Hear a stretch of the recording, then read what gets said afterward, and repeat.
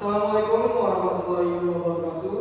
Selamat siang para hadirin dan selamat siang Ibu dosen. Om Swastiastu, salam namo buddhaya, salam kebajikan untuk kita semua. Mohon izin Ibu dosen, berdirinya kami di sini ingin mempresentasikan hasil diskusi kami. Kami mengambil materi studi kasus arsitektur Hindu-Buddha. Sebelumnya kalau kata orang tak kenal maka kata sayang, izinkan kami memperkenalkan diri kepada para hadirin dan Ibu dosen. Dengan saya Muhammad Rivaldi Ayatullah Arianto dengan NIM FSP 002586. Dengan teman Saya Muhammad Naufal Hazri dengan NIM F1E 02510085. Saya Muhammad Herul Kabani dengan NIM F1E 02510084. Saya Mega Humaira dengan NIM F1E 02510081.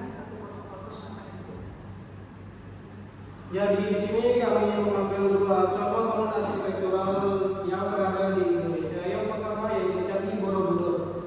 Jadi Candi Borobudur diperkirakan dibangun oleh dinasti Sailendra pada tahun 770 hingga 824 Masehi.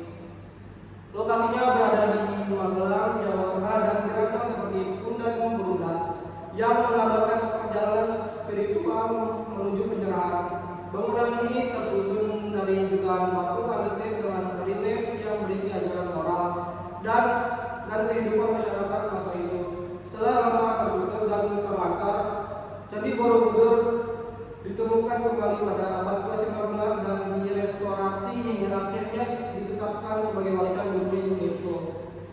Selanjutnya, perkembangan budaya di zaman Candi Borobudur. Pada masa pembangunan Candi Borobudur, budaya masyarakat Jawa kuno mengalami perkembangan yang sangat kaya, terutama karena kuatnya pengaruh agama Buddha Mahayana yang dibawa oleh dinasti Sailendra. Kehidupan sosial pada saat itu banyak berpusat pada kegiatan keagamaan, pendidikan moral serta praktik ritual yang dipimpin oleh para pendeta dan bangsawan istana. Nilai-nilai spiritual tercermin dalam berbagai karya seni, mulai dari ukiran relief, arsitektur, hingga bentuk-bentuk simbolis yang mengajarkan perjalanan manusia menuju pencerahan. Selain itu, masyarakat aktif dalam kegiatan pertanian, perdagangan, dan kerajinan yang semuanya turut memperkuat identitas budaya mereka. Perpaduan antara ilmu teknik, keyakinan religius, dan kreativitas seniman menjadikan era tersebut salah satu periode paling maju dalam sejarah budaya Jawa. Selanjutnya, arsitek yang membuat dan latar belakang pemikirannya. Candi Borobudur saat ini tidak memiliki seorang arsitek resmi, namun tradisi Jawa mengenal Gunadarma sebagai figur legendaris yang melambangkan kejeniusan perancangnya. Secara historis, pembangunan Borobudur dilakukan oleh para Setepati dan Vastusiupen dinasti Sailendra dengan arahan spiritual para Brahmana dan biksu serta dukungan Raja Samarutungga dan Pramodawardhani. Konsep arsitekturnya berlandaskan kosmologi Buddha Mahayana yang diwujudkan melalui tiga tingkat alam: Kamadhatu, Rupadhatu, dan Arupadhatu. Bentuk Borobudur memadukan mandala stupa India dan tradisi pundan berundak Nusantara yang dilengkapi teknik rekayasa presisi seperti sistem drainase dan orientasi astronomi. Selain sebagai bangunan suci, Borobudur menjadi ensiklopedia baru yang menampilkan ajaran moral serta kehidupan masyarakat Jawa kuno melalui ribuan reliefnya. Baik, selanjutnya kita masuk ke karakteristik atau ciri fisik bangunan. Candi Borobudur memiliki ciri fisik khas yang menjadikan monumen Buddha terbesar di dunia. Bangunan ini berbentuk pundan berundak dengan struktur bertingkat yang menggambarkan perjalanan spiritual melalui tiga zona.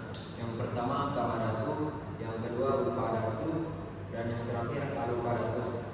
Keseluruhan candi terdiri dari 10 tingkat yang tersusun dari jutaan batu andesit yang dipasang tanpa semen.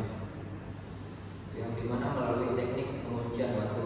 Pada bagian dinding dan lorongnya terdapat lebih dari 2000 panel relief yang dipahat dengan sangat detail, yang menggambarkan ajaran Buddha serta kehidupan masyarakat Jawa kuno. Bagian atas candi dihiasi 72 stupa berlubang yang di dalamnya terdapat arca Buddha yang mengelilingi satu stupa Hindu besar sebagai puncak simbolik yang menuju pencerahan. Borobudur juga memiliki sistem drainase yang melalui ratusan jalan muara untuk menyalurkan air hujan. Kemudian dalamnya berbentuk mandala yang mencerminkan susunan kosmologi Buddhis dan berbeda dari candi Hindu. Candi Borobudur tidak memiliki ruang dalam karena ritual dilakukan dengan cara mengelilingi lorong-lorongnya. Kemudian lanjut ke ornamen dan teknologi yang digunakan, khusus ornamen Candi Borobudur. Yang pertama, memiliki sejumlah ornamen khas yang tidak hanya berfungsi sebagai hiasan, tetapi juga menjadi media penyampai ajaran Buddhis. Relief-reliefnya menggambarkan perjalanan spiritual, kehidupan sehari-hari masyarakat kuno, hingga adegan-adegan dari kitab Lalita Vistara, Jataka, dan Avadana. Terdapat pula motif kaum, sulur-suluran, lotus, dan pahatan makhluk mitologis seperti Gana dan Kala yang ditempatkan pada titik simbolis sebagai pelindung. Selain itu, stupa berlubang dengan arca Buddha di dalamnya menjadi ciri unik Borobudur yang menunjukkan perpaduan fungsi ritual dan estetika tingkat tinggi. Kemudian teknologi konstruksi Candi Borobudur. Pembangunan Borobudur memanfaatkan teknologi batu vulkanik yang dipotong presisi dan disusun tanpa perekat, yang mengandalkan sistem kunci dan kait antar batu agar kokoh. Struktur candi dirancang dengan memahami topografi bukit dan prinsip stabilitas, dilengkapi drainase canggih untuk mencegah rembesan air. Kemudian teknik rekayasa ini menunjukkan kemampuan tinggi para perancang masa Sailendra dalam menggabungkan geometri, arsitektur, dan penataan ruang untuk menciptakan bangunan yang tahan berabad-abad. Selanjutnya, elemen-elemen pelengkap dari Candi Borobudur. Yang pertama, relief di Borobudur menjadi elemen penting yang menyampaikan ajaran Buddha, nilai moral, dan gambaran kehidupan masyarakat masa Jawa kuno. Relief ini tersusun berlapis sesuai tingkat spiritual sehingga pengunjung dapat memahami perjalanan menuju pencerahan sambil mengelilingi candi. Yang kedua, stupa. Stupa merupakan simbol kesucian dan pencerahan. Di tingkat atas terdapat 72 stupa berterawang yang masing-masing menyimpan patung Buddha di dalamnya. Puncaknya ditandai dengan stupa induk berukuran besar yang melambangkan kesempurnaan spiritual. Selanjutnya ada patung Buddha. Patung-patung Buddha ditempatkan di relung-relung pada setiap teras. Setiap patung memiliki mudra atau gestur tangan yang berbeda dengan yang melambangkan tahapan tertentu dalam pencapaian spiritual dan arah penjuru mata angin. Kemudian yang keempat, relung.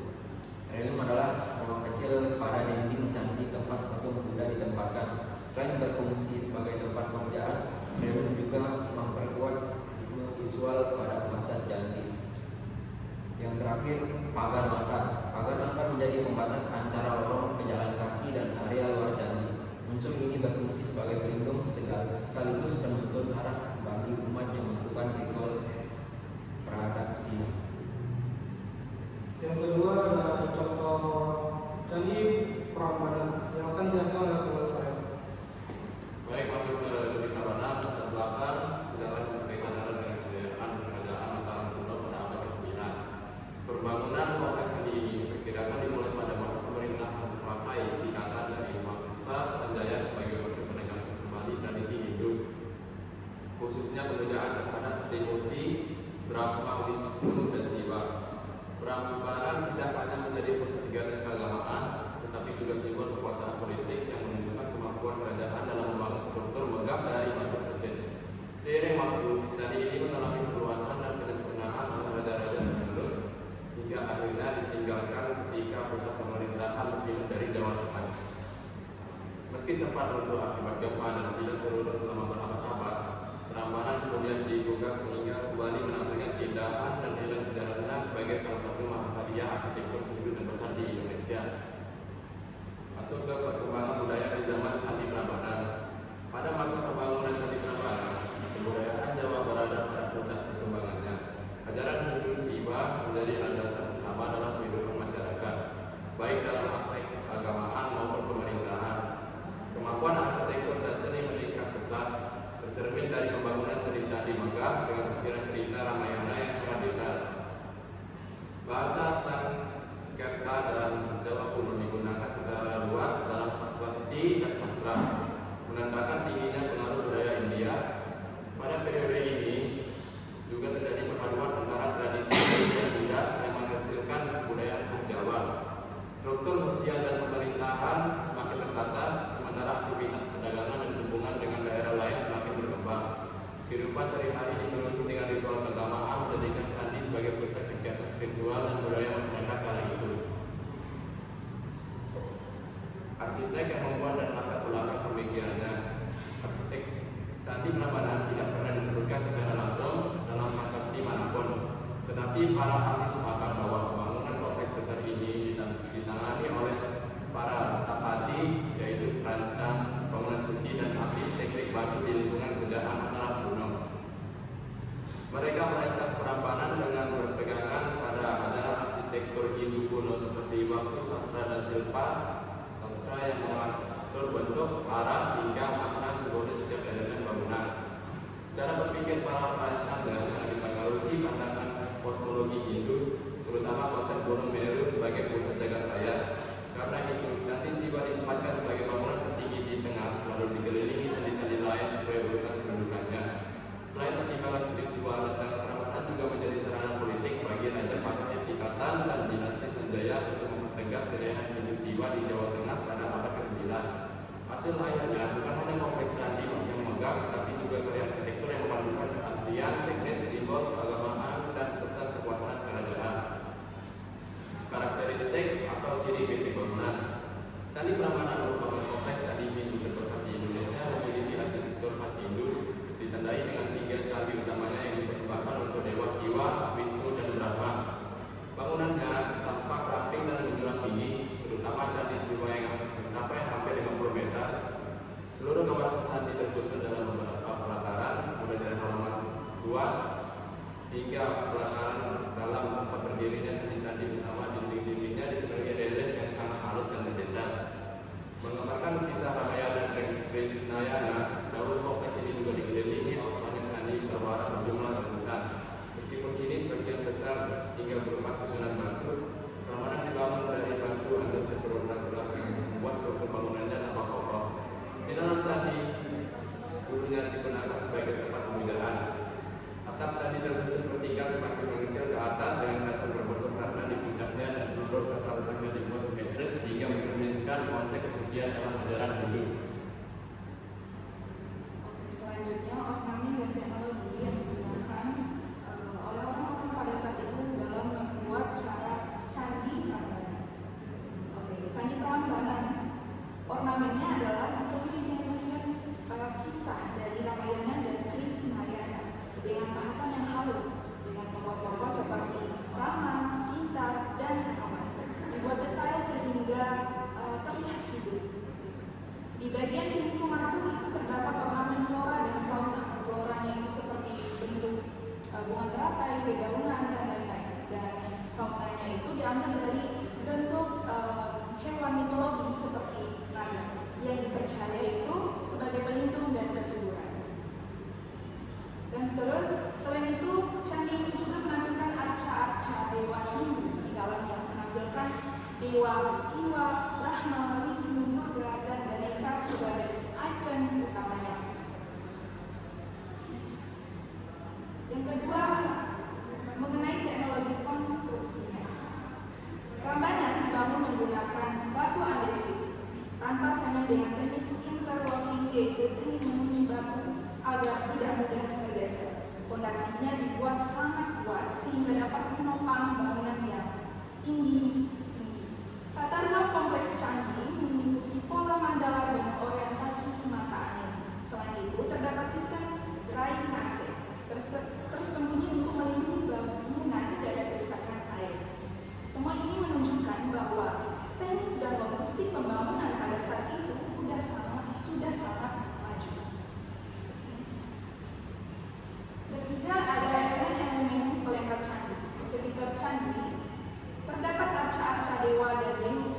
simbol kehadiran ilahi.